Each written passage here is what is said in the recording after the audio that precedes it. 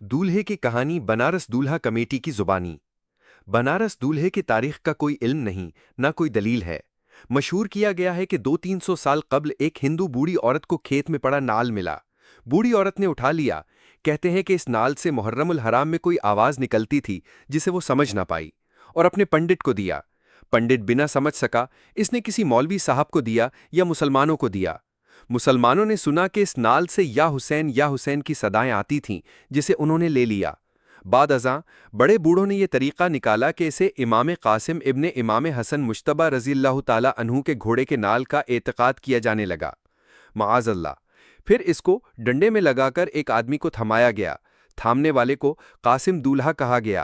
माअज़ल्लाह। कहते हैं माअज़ल्लाह दूल्हा वही बनता है जिस पर इमाम कासिम की सवारी फूंकी जाती है, नाउज़ुबिल्लाह। और इमाम कासिम घोड़े पर सवार थे, इसलिए मर्द घोड़ा बनता है जिस पर उनकी सवारी आती है। दूल्हे वालों में से कोई कहता है कि उनके घोड़े की सवारी आती है अपने नाल को थामने के लिए।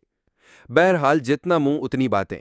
अलमुख्तसर ये हकीकत से कोसों दूर है, जिसकी दलील ये भी है कि दूल्हा जुलूस निकालने वालों का अपना खुद का बयान कई तरह का है। इनके अपने बयान से भी इसका भांडा फूट जाता है।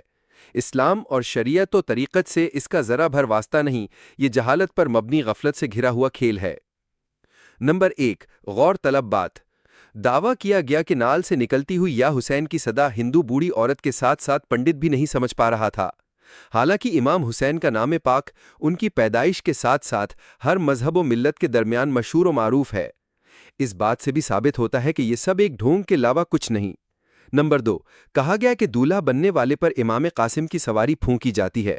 माअज़ल्लाह के निहायत सख्त हराम और संगीन ख्याल है, इससे बचना चाहिए।